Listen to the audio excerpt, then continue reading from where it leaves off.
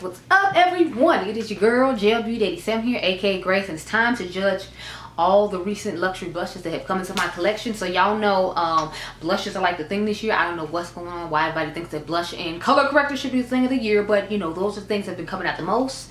So I've been like, give me this blush, give me this blush, give me this blush. So today I decided I'd rank all the luxury ones in my collection. Now, I don't have that many luxury blushes. I usually stick to the more high-end and affordable end. But I'm going to talk about the ones I have today, and then we're going to rank them as far as like where I see the tier for them and why I put them where I put them. So without further ado, girl, let's get into it. So we're going to start off with these Giorgio Armani Beauty blushes.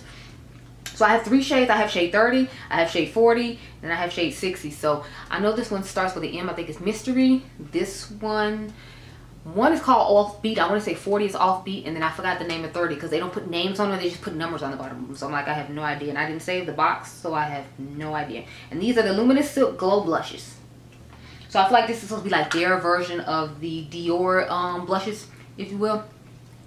These are very lightly pigmented, and that's my issue with them. And I feel like even when I put them on top of the cream, the way I do the Dior ones, I just don't get much pigmentation. And I don't feel like they last that long throughout the day as I would hope they would. So that's why I put these at the very bottom. I like the colors I have. It's just I have other luxury blush formulas that I feel like perform better, and this one just isn't giving what I need at all. It's not giving. This is 40 Offbeat. I'm pretty sure that's the name of this one. It's kind of be like that reddish type shade that came from House Labs and a couple other brands have been coming out with because it's kind of popular right now, which I'm fine with. I love me a red blush. I love me a berry tone blush. I love me a like nudish neutral brown tone blush. So I've been loving that people are actually coming up with those shades now. This is the shade Mystery. I'm pretty sure that's the name of this one. This is the berry tone one. So I'll probably be reaching for this one more toward the fall, but I just feel like these are very lightly pigmented, and even when you build them up, it only builds up so much. And when I put them with the cream, I just don't feel like they last all day the way I would like them to. So that's why they are number 5 for me, just because they're not giving enough of what I need. So I kind of regret having so many, but you know, it's okay. They're here. We're here. Everyone's here. We're just going to be one with life. Number 4 is my Gucci, what are these? Cheeks and Eyes Powder Luminous Matte. That's what this is on the bottom, girl. Don't look at me. I just showed the shade Soft Red. This is the only one I have here with me. I have 4 shades in this though. I have Warm Berry. Y'all know I'm obsessed with Warm Berry. That's my favorite one from them, along with the new one that it came out with called Intense Plum. I like both of those. This one, every time I say it, but I'm gonna say it every time, like, where the hell is this red? This is coral. Who told you this was red? This is not red. This is coral. But yeah, so this is my least favorite color of all the ones I have. The pink one I feel like works okay. It's just this one I'm not really that huge a fan of. I need to try this on a cream and see how it works out, because I've been loving putting the certain ones on the Makeup by Mario creams, and I feel like it just gives an extra oomph to the blush, because all these blushes seem to be lightly pigmented, and I know that's people's preference as a general rule, but I still want just a little bit more. I want them to be more like the House Labs blushes. I feel like they give up a generous amount of pigmentation when you put them on, but they're easy to blend out, so even if you pick up too much, it'll blend itself out pretty easily and nicely. The problem with this one, it's already lightly pigmented, and then when you blend it out, I feel like it blends out even less, and I have to pack on quite a bit. And for the price point that this comes with, I feel like it should just be a tad bit more pigmented, so I don't have to do as much. But I know, like I said, a lot of people don't like pigmented blushes, so anyway, that's why the formula is down to number 4, because it's nice and I like it better than the Giorgio Armani ones, but it's still not giving a whole lot for me. So number 3 is, of course, none other than Mother Pat McGrath. You see all these blushes I got from this woman? I had more, but I bought the blush palette, so I didn't feel the need to keep the individual blushes, because I had like, I think 8 of these. But since I have the Bridgerton face palette, then I have the Holiday face palette, it has a lot of similar shades in it too. So I'll show you the ones I have. So I have Night Bloom, of course, because that's, I mean, look at it. It has a nice red and it has a nice berry tone. This one's like perfectly made for people my skin tone. Mother knew what she was doing with that. I'm here for it. Y'all know when I first tried it though, the red one, I was just like, ooh, it ended up making me look crazy because I picked up too much. So hers are pigmented, so you just need to pick up a little bit at a time. Just keep that in mind. Then I have the shade Paradise Glow, and I also have Paradise Venus. I love these shades. These are the shades I put on when I don't know what to like use in my collection, or what blush I want to wear with the eye look I'm doing. So I just, you know, throw on one that matches my skin pretty well, so you can tell I have on blush, but it doesn't like, it's not too overpowering. It doesn't clash with the eye look I have going on. So I like blushes like this for stuff like that. The shade called Paradise Venus is really similar to that as well. So I got doubles of them, but that's okay because I just love it that much. Then I have Cosmic Coral. Y'all know I like peachy-ish tone blushes every now and again, so Mother had this one and I went ahead with it. It's a nice corally shade, and then they put a little nice light pink to it, so it's a nice combination when you rub them together or just use them separately to have on the cheeks. And again, it's one of those like I don't know what to wear on my cheeks vibes, so I'm gonna put this on and I know like it'll work out and look nice on me. So I don't see there's too much of a difference in the formula when it comes to these Divine blush duos versus just the original Divine blushes. This is the shade Love Struck. This is the berry tone shade she initially came out with. As you can see, mine are all dirty because I use them and love them. I feel like this berry tone shade is a little bit lighter than the one in Night Bloom though, so I appreciate her giving different variations of berry as opposed to just repeating the Love Struck shade and adding the red part on top of it to make it, you know, to make a sale. And here is Paradise Venus. I think this is like my most used one. Yeah, this is definitely my most used one. The rose is starting to disappear because I use it so much. But like I said, when I don't know what to put on the cheeks or I'm in a rush, I just go ahead and grab this one. Look how filthy the mirror is. Like, you can tell this thing has been loved.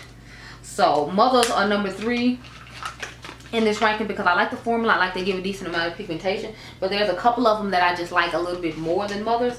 And I had to be realistic with myself about if I was going to, like, you know, use them more than I was going to use the ones for the other two that I'm going to talk about. And realistically, I don't use them as much because I find Mothers to be a little bit powdery, and these last two, they don't like have a lot of powder kick up. And I know that's like a trivial small thing, but you know, like I had 5 things to rank and I had to be realistic about how I was going to do it. So number 2 is the Valentino Eye to Cheek Dual Use Blush in Shadow.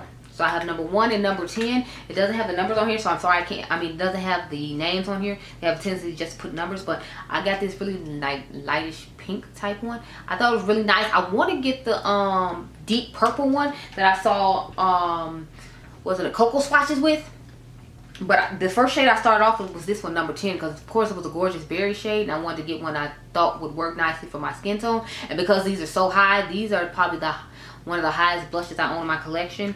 But I blame Tina Fancy Face for these purchases because like she was raving about how wonderful they were, and she was saying during the sale is when you need to get them because they've been so high. So every time there's a sale, I go ahead and buy the Valentino ones in, because otherwise I'm not buying it. It's just too high. I just can't. It's too high. But number 1, I feel like y'all should know what it is. I've been bragging and raving about these. I just put it in my best things I've tried in 2023 so far video. It is my Dior blushes. I love to wear these the most. I put them on top of my cream blushes from Mega by Mario and wear them. And I have like a cream blush shade for just about every shade that I'm holding in my hand. So I'll start off with the ones I have. They're saying there's an original formula and a new formula when it comes to these. So I feel like there is too, because I feel like, I don't know if it's just more hardly pressed than the original ones, and that's why it's not. So I have the shade Pink number 1. So what I do is I have like deeper creams that I put shades like this on top of, so that they can work out for me, because I wanted to try out the formula initially, and y'all know whenever they come out with additional shades, they always seem to want to change the formula. I don't know if they have to in order to make certain shades for certain skin tones, and that's why or whatever, but this is the original pink one they had. And y'all, but I had to charge all this money for it. Look at this, like mine's literally falls out the pan. It couldn't even stay glued in the pan, but you charge $40 for it, and it won't even stay in the pan. What is this? What is this? But here I am talking about how I love them, so they're clearly doing something right. I just love the new colors more. The original 2, I like the shade Coral the best. The weird thing is you can only find Coral at Sephora. Like, they don't have Coral at Ulta. I just went to check because Karen Harris was saying that the new Dior blushes were finally at Ulta. But I'm like, they don't even have the shade Coral. And originally this was the only one I felt like would work for me, because I could use a deeper like cream orange. For example, I'd use the orange shade Golden Hour from Danessa Myricks, and I could put this on top and make it work for me. So this was the only one that really worked for me initially, and I had to like finagle it a lot less than you have to do with the pink shade initially. But I like the formula of these. I do feel like the new ones are more hard pressed in the pan. This is the shade Cherry. I gave y'all a whole blush swatching video, so it takes a lot to pick these up on a brush.